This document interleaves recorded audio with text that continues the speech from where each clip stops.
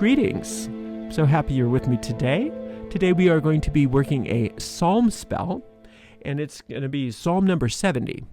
And Psalm 70 has the reported ability to remove wicked intentions from our lives. So if somebody has some sort of a wicked plot against you, this will remove that. This will reverse that. But more importantly than that, and more commonly than that, the wicked plots against us come from our own minds. Those are our own self-destructive tendencies. And that's what we're working this psalm on today, to turn around any self-destructive tendency. All right, so we work the psalms in a specific way. We call this psalm magic.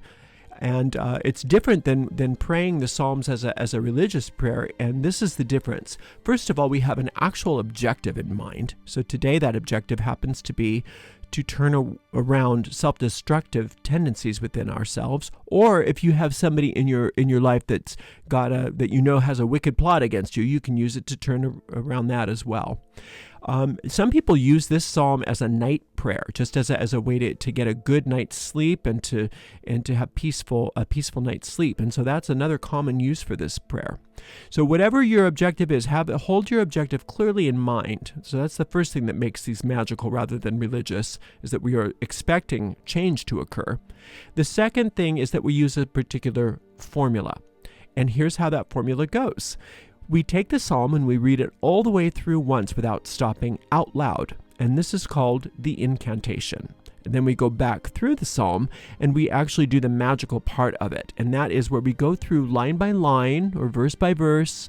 And we sometimes even word by word, we say, depending on what we're discovering there. And we discover the inner meanings of the Psalms as they reveal themselves to us, especially as they relate to our objective at hand. And by contemplating these things, what we're doing is we are actually planting them like seeds into the earth, the fertile earth. And that fertile earth is in our deep mind. And we know that that's our connection to the Great Mother or the Goddess. When we plant these seeds into our deep mind, they actually take root and start to bear fruit after their kind. And so that's what we're going to do today. And here we go. Psalm number 70. Make haste, O God, to deliver me. Make haste to help me, O Lord. Let them be ashamed and confounded that seek after my soul.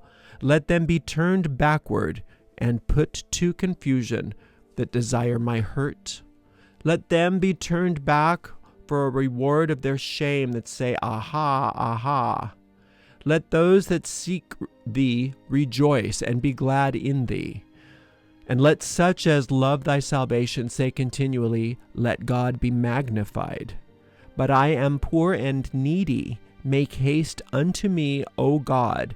Thou art my help and my deliverer. O Lord, make no tarrying. All right, so that's a nice short psalm. But it packs a punch, doesn't it? All right, so let's go through it line by line. Here we go. Make haste, O God. Okay, let's just start with that. We're not even going to get the whole line first. We always want to define what we mean when we address God or the Lord. Who is God in this case? Okay, God is not the tribal God of the ancient Hebrew faith. God is not any deity. God is not a magnified man or woman. God is not an ego. God is not up in the sky. God is not in the earth. God is nowhere but everywhere. God is infinite intelligence itself. That means the infinite intelligence that knows how to create a universe, right? That knows how to create all of the life in the world. And in that regard, God is also infinite life. It's the principle of life itself. If you can feel your heart beating right now and you get behind that heartbeat to start to consider what the life force that is keeping that heart beating, that is God. That is God as we are defining God in these psalms. So So let's just do a couple other ideas of what God is. God is the different qualities of God. That you contemplate the different qualities of God in order to have an understanding and make contact with what it is that we are so-called praying to in the psalm, that we are aligning with in this psalm. So God is infinite intelligence, we said. God is perfect love. You were born you were not even born, you were created. You are an extension of God. When you were born in this life, that was the beginning of a phase of life in physical existence, but you're eternal. You're an eternal being, and the love out of which you were created is eternal. God is perfect principle. 2 plus 2 is going to equal 4. And no matter how many times somebody tells you that 2 plus 2 equals 5, it doesn't make it true. God is infinite principle. There's only infinite truth in God. God is infinite truth. You can't make something untrue true. You can only believe that it's true. And that's not where God is. God does not live in lies. God lives in truth, eternal truths. And those eternal truths are always good news. All right, so that gives you an idea of just scratching the surface of what we're talking about when we talk about God. So it says, make haste, O God, to deliver me. That means now. That means there's no need to wait. God doesn't wait. God is patient, but God doesn't wait. That God is not withholding blessings from you until you do certain things, until you're worthy, until you've proven yourself. God has already delivered you. And now what we want is to have the realization of the deliverance that's already occurred. And when we say deliver, we simply mean that. We mean deliver me from this point of pain into the reality of who I am, into my true place. My true place is where God already has me. So I want my mind to catch up with the truth here. So make haste, O God, to deliver me. Make haste to help me, O Lord. So we are asking for help, but notice how we ask. We claim boldly. We claim boldly. And you can also claim boldly that it is so. O Lord, you have helped me. Okay? Let them be ashamed and confounded that seek after my soul. Okay, so we want those thought forms within us to be ashamed and confounded. When we say ashamed, it's an easier way for us to recognize the thought forms as when we confront them. To see an ashamed looking thought form is simply to label it as being not appropriate, not something that we want. We no longer want this. We don't want to keep these thoughts. So let them be ashamed and confounded, meaning that if they're confused thought forms, that let that confusion confuse itself. Let evil kill itself. Let the evil thought forms fall away of their own weight. And when we say evil, we just mean that which is not real, that which is not true, that which is self-destructive. It's not evil in that it's something to be feared. It's evil. It just like the smell of garbage can be evil. So you want to take it out. Okay? So let them be ashamed and confounded that seek after my soul. Let them be turned backward and put to confusion that desire my hurt. Again, let these evil thought forms, these wicked thought forms, these self-destructive thought forms that are constantly causing me problems, this is self-esteem, whatever it is, whatever your stuff is that's constantly a self-destructive pattern, and we all have them in this world. But we're taking control of them by saying, let them be turned backward. That means that we're going to reverse the course of them and let them be put to confusion that desire my hurt. So everything that is self-destructive, or you can also apply this to things in the world that are destroying you. But remember that those are still reflections of self-destructive patterns. So it's important to get to the source of it, to the root of it. So those self-destructive patterns are put to confusion. Again, that is a way of declaring that those patterns will fall away of their own weight. They will go back to the native nothingness from which they came. That was a very important understanding that the pit of hell and things like that are described in the Psalms is not a place that people go. It's not a place that's real. It's a symbol of that which is not real. where that goes. It goes into nothing. It becomes nothing. It's like when the wicked witch melts.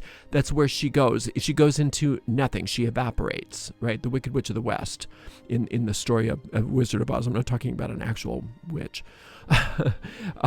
So let them be turned back for a reward of their shame that say, aha, aha. Now, those are those self-destructive patterns. And you know how those aha, aha moments, like, see, I told you how bad everything is. I told you would never make it. I told you how rotten this is going to be. I told you, see? Those are aha, aha things. And that's what your ego mind does. It sits and this is how self-destructive patterns work. They go out, they compel you to make really bad choices, and then when the things come around again, the very thought forms that compelled you to do that, knowing full well it was going to cause you problems, say, see, look what a bad person you are. Look what you did. So those are the kinds of platforms that we want to be freed from. That's totally self-destructive, and that's circular, right? So that's the aha, aha thing. Let all those that seek thee rejoice and be glad in thee. So all those, meaning every part of our being now, we are asking to seek the Lord, seek those qualities that we talked about at the beginning of this work, of the qualities of God. All of our parts of our personality, all parts of our mind, all parts of our thinking, we are directing toward the seeking of God. Right, and to rejoice and be glad in thee. So you know that you are on the right beam with this work when you move from self-destruction to rejoicing and gladness, and you can accelerate your effectiveness in doing this by going straight for the rejoicing and the gladness. And let such as love thy salvation say continually, let God be magnified. This is so important because remember what salvation is. Salvation is not talking religiously. We're talking practically. The salvation is the solving of the problem at hand. So if you're doing a spell to overcome a self-destructive tendency, the salvation is the overcoming of that tendency. So let such as love, and what does that do for you when you have that salvation? It means that all of the problems that those self-destructive tendencies create are gone. They're gone, and in their stead you have joy and happiness and gladness and all the rejoicing that we talked about. So let such as love thy salvation say continually, let God be magnified, simply means let me focus on, let me act as if, let me meditate on the answered prayer or the solving of my problem. What does it feel like when I consider life without this pattern? What does that look like? That's what the loving thy salvation means, is just putting yourself into the reality, contemplating what the reality feels like when your problem is solved. And that's loving thy salvation. Let God be magnified. Yes. How do you magnify God? By contemplating the qualities of God. You want to focus on the qualities of God rather than this pattern, or rather than your problem. But I am poor and needy. Make haste unto me, O God. Now, I am poor and needy is not talking about your finances. It's not talking about it's not talking about anything in the physical world. It's talking about the fact that you're putting yourself in perspective in relationship to God, right? You're the child, not the parent. You're the student, not the teacher, right? So that's poor and needy, meaning I need help and you are the helper. So that's putting you in right relationship. Because if you come arrogantly, oh, I know what to do, then it's not that you'll be punished and that God's mad at you. It's that you put yourself into a position wherein you're not receptive. You're not receptive to it. You're already like, I know what to do. I know what to do. And if you know what to do, then you're not going to be open and receptive to the solution and to the solving of your problem. So that's why you're poor and needy. Make haste unto me, O God. So again, now please. Thou art my help and my deliverer. We are putting God's we're putting God in the right relationship to our problem. He's the help, or it doesn't have to be he, but it's just in the Psalms here. God, that infinite intelligence is the help and the deliverer. It's not you. You don't know what to do, but God knows what to do, right? Oh Lord, make no tarrying. It's very important in this psalm, right? That it's now. Now. Not tomorrow, not next week, but this very second. Does it make sense? All right. So then what you do is when you do these psalms, we just did that lovely operation. That was the spell, believe it or not. It's just that simple. Then what you do is you let go, and you don't try to figure things out, but you take things one step at a time, and you just do what's in front of you to do. And if you don't know what to do, you ask, and you ask by boldly claiming, infinite intelligence is guiding me now. I know exactly what to do and when to do it. I always am guided and led from on high. And you claim those kinds of things over and over and over again. And little by little, you get through these tangled knots in your lifetime, in your life, by simply working the psalm magic and then taking things one step at a time as it's in front of you to do. You do right what's in front of you to do. You don't worry about tomorrow. You don't worry about next week, and you definitely don't worry about yesterday. And you allow the magic to happen for you. You don't make it happen. You allow it to happen. You do your part, and God always does God's part. Thank you so much for being with me today. It's always a wonderful pleasure working with you, and I can't wait to work with you again.